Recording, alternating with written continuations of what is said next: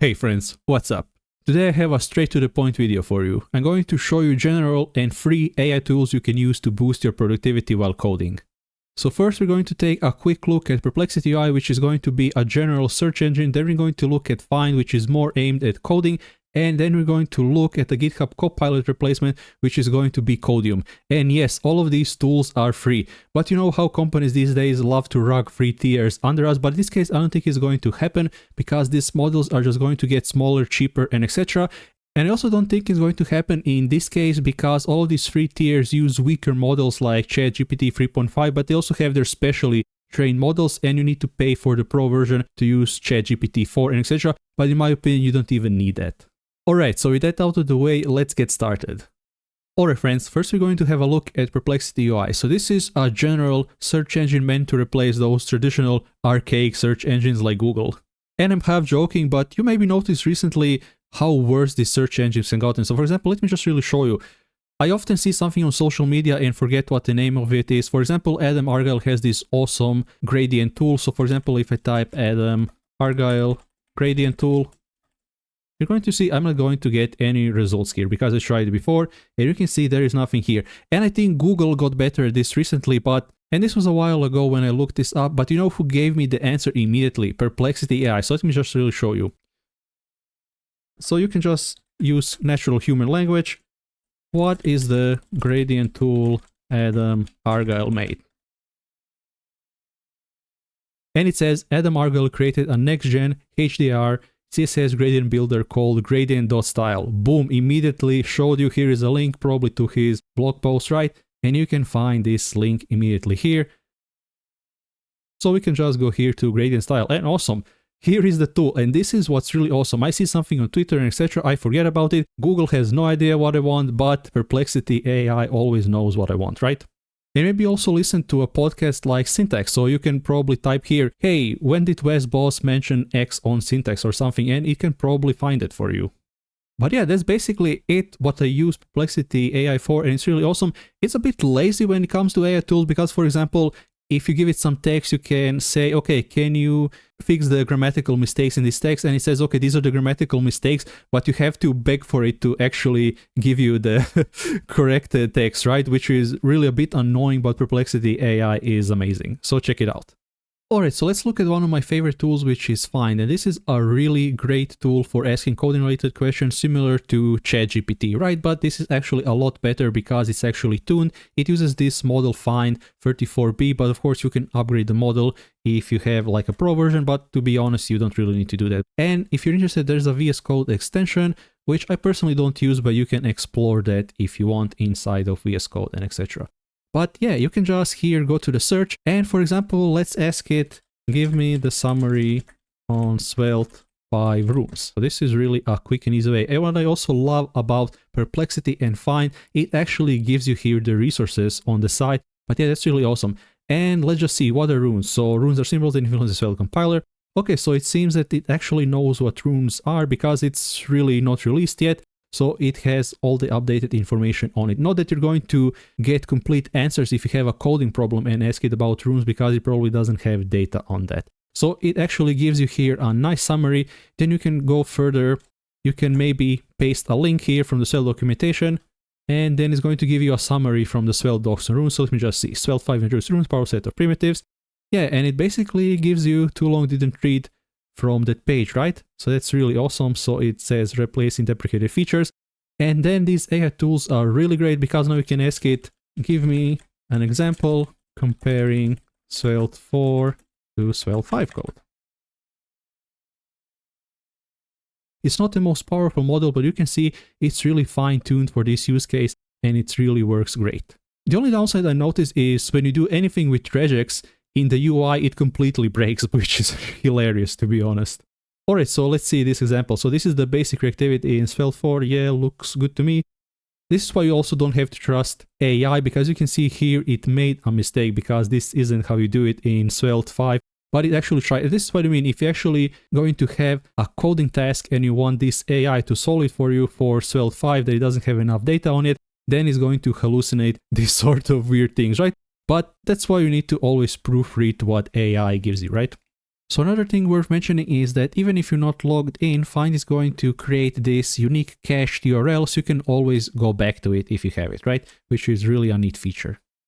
Alright, so search is great if you have a simple query, but you can use the chat feature if you want to work on solving some problems or brainstorming some ideas. So maybe, I don't know, you're curious how animations work in JavaScript. So can you explain how an animation library works in JavaScript?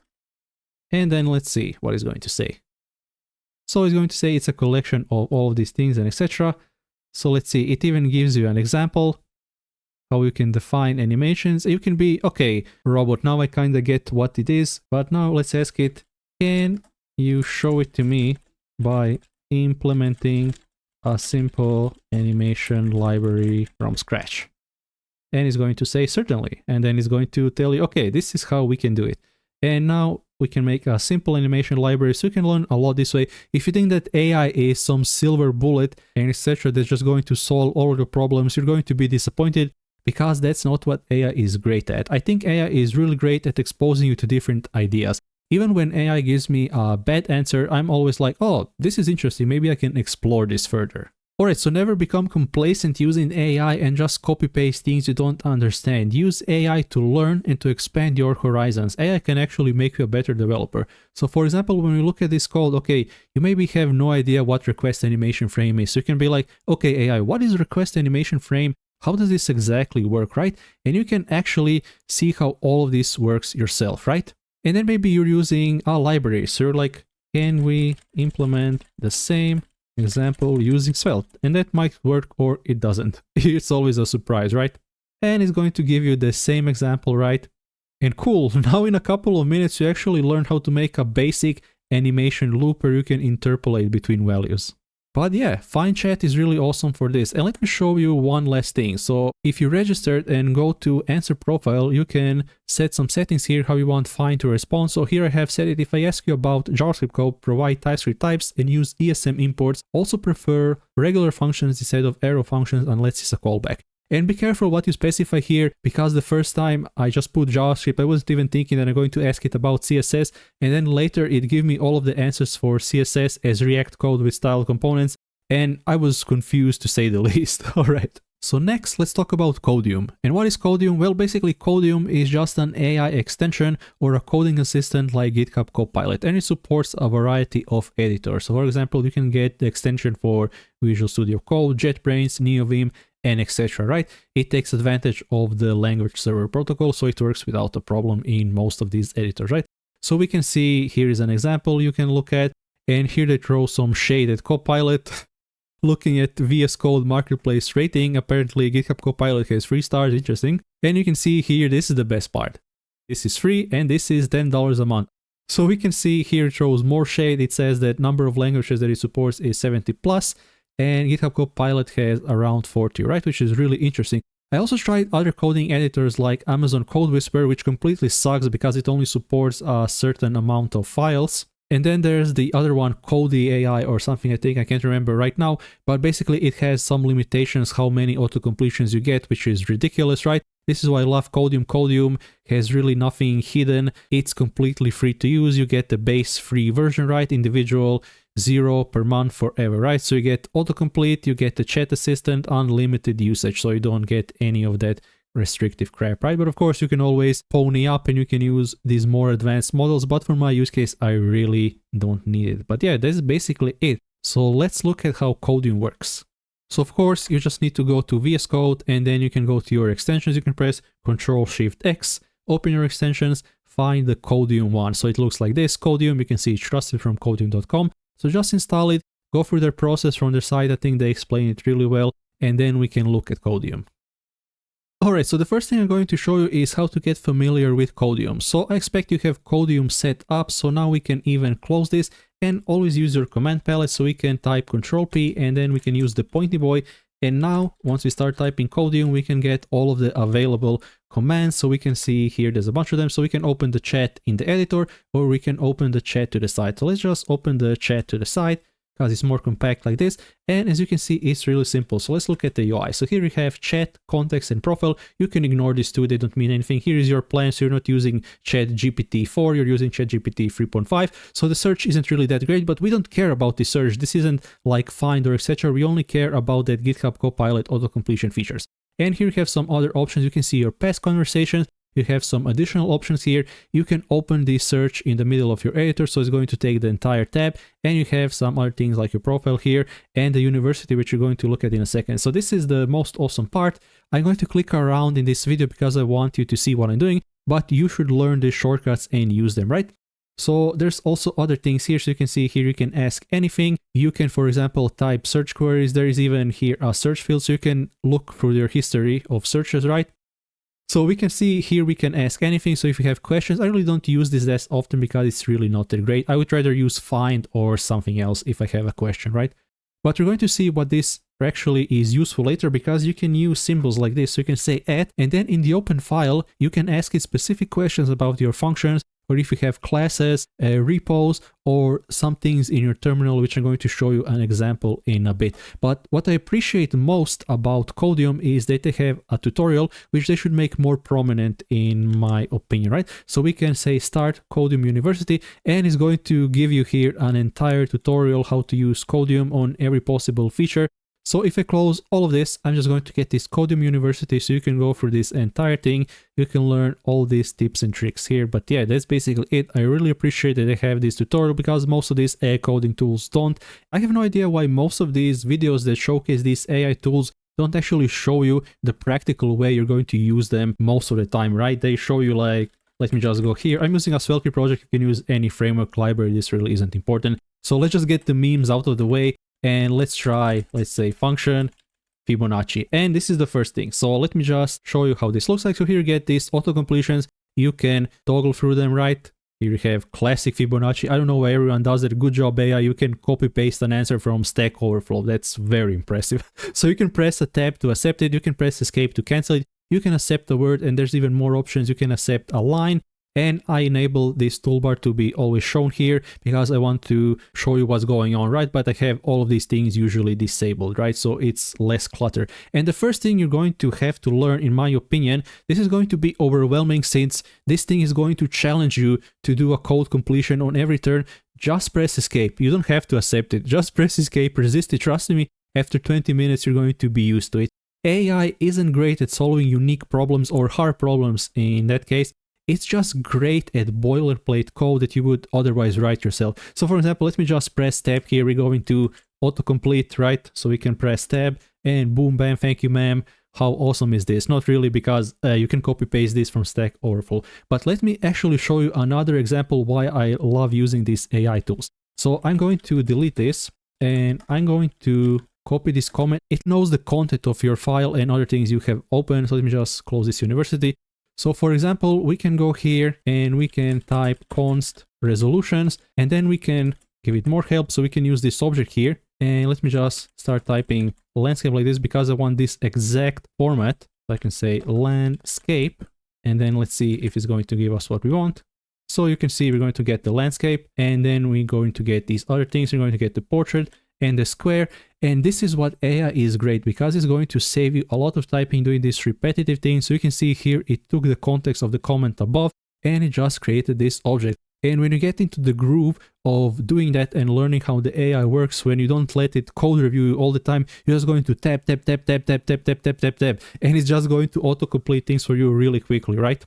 Alright, so let's also loop over this thing. Let's also see how good it is in Svelte, for example, because it's a bit more esoteric, right? So we can say each, boom, it already knows object, keys, resolutions. Because we have an object, we want to loop at it, so we can see as resolution. And now it's going to also challenge us now with a code review. What do we say to a code review? Not today. So you can just press escape, start typing something else. I want a list in this case. So let me just do that, and let me just escape out of that solution. So in this case, I actually want something like this. Let me just say li, let me complete this. Boom, this is actually the exact thing that I wanted. And now let's go to the next line. And now we're going to complete it. And now everything looks great. Ignore this, this is a TypeScript error. So you can now actually save this. And now let's actually go to the site here, 5173. Don't forget it's localhost. I'm just going to open it. And now we're going to see in the example, it output it correctly, right? So you can see here is a landscape, portrait, square. And this is why AI is great to me, not because using some Fibonacci that we can copy paste from Stack Overflow, but exactly these small things that can save you a bunch of time. Alright, so let me show you some other cool Codeium features. So here you have this beautiful TypeScript error. You'll love it when you see it. It flows like prose, right? Who wouldn't love to read such an error? Element implicitly has an any type because who cares, right? You usually copy paste this into Google or whatever, but in this case we can just use Codeium to explain the problem. So if I go here and let me just say Codeium explain problem, this is going to open it in the sidebar, and it's actually going to give you all of the reasoning why this happens. It's going to give you a possible solution. So we can use this sort of syntax, key, string, and etc., and we can type this. And this error is happening because we're trying to access these values, which is like a literal landscape, portrait, square, but we're accessing it with a string, right? Because when we look at the type of resolution, this is just a string, and TypeScript saying, okay, you can do this. But we can say, who cares, screw you, TypeScript. We can just use this utility type. We can, for example, say record. You can see here we have auto-completion from our editor, but I'm going to press escape to close that, and then we're going to get the recommendation from Codeium, right? And then we can see, okay, this is what we want, right? Beautiful, problem solved, right? So now we can also take this a step further, and this is in most cases a miss. I'm just going to show you all of these cool features because I think they're cool, but they're actually not that practical. As I said, I only use the autocomplete feature because that's really beautiful. So we can select whatever code you want. Again, press Ctrl P, and you can press Pointy Boy, and now you can start typing Codeium, and you're going to see Codeium command. So we can say command. All right, so now we're going to open this thing, and you can do whatever you want to any piece of code using this. So actually, let me see, I guess it closed. So I'm going to do it again. Let me just select this, Codeium command, boom. So now it's going to open like this, and let me just say, create a separate type for resolutions. And we can press Control Enter or use the button, right? And then this is going to do a diff sort of thing, and it's going to show you what it did. So you can accept this, or you can follow up and give it more things to do, right? So for example, if I say accept here, you can see it did some weird things by importing Svelte options or something. As I said, it's a hit and miss because it's probably confused by Svelte, and I don't use this often, but I think it's a really cool thing. And in this case, we actually can see that it did this right because it created a separate types. It just did something weird here. So let me just go here. I'm going to remove this, and we can see it lost the scripting. So let's just do that. We can close the script tag. And let's say we can save this, and boom, now we have the type that we want. We have it separated so it's more readable if you want to do something like that, and that's basically it. Alright, let me show you another cool feature of Codeium. So first I'm going to press Ctrl P, the Pointy Boy. Let me just open the search on the side. I'm going to collapse the search here. So let me just cause an error here. I'm going to use the window object on the server, so we can say alert hello. And this is going to cause an error because SvelteKit is going to render this on the server where the window object doesn't exist. But maybe in this example, don't know about that. So you can just say that, and then you're going to get this message. And now when you refresh this page, you're going to get this nasty error. So in this example, you might have no idea why this error happened. And you open your terminal to inspect, and you get this random junk here. But you can read reference error window is not defined. And maybe you even missed this error. You maybe missed this, and you have no idea what to even search for. Well, thankfully, we can use this mentions in Codeium, so you can ask anything. So in this case, let me just use and we can just select the terminal. So we can select the last active terminal command and output, or we can use the entire history. Let me just try this, and I'm going to say explain the last error message. So let me just do that, and let me see if it's going to work. Cool, so now it says reference error states that states window is not defined. This error typically occurs when you're trying to access the window object in a non-browser environment. Great, it even knows what you're using here, Svelte, right? And then it tells you to fix this issue, you can wrap the code that accesses the window object in a conditional check. Alright, so let me show you one last cool thing. So here we have this Wordle example. This is inspired by Wordle, so we can play this game if you want, Apple like that. So I didn't guess any of these words, how unlucky. Skill issue, am I right? Okay, so we can go here and let me just collapse this, and I'm going to hide this. Let me just open the files that are responsible for this. So we can say Swirl like this, we can open the game, and we can also open the Swirl page in Svelte like this. Okay, so maybe you're looking at this and you're wondering how all of this works. Let me show you something cool when you're inside a file like this. So here inside a regular TypeScript file, and it just happens to use a class for this game, which is really cool. So now you have this cool feature from Codeium. You can use Codeium refactor to refactor the code however you want. So let me just see. You can also type here whatever you want, right? So that's really cool that you can do. Or you can use explain, right? So it can explain this piece of code. So let me, for example, go to the top of the class again, and maybe I just want a high level overview how this code works. So I can say explain, and boom, again, it's going to open that familiar sidebar. It's going to try its best to explain, which really works great in my opinion. So you can get a quick summary of something works, or you can just get a specific explanation for the constructor or any of these other methods. So that's really great. And another thing you might not notice, I'm just going to close this for now.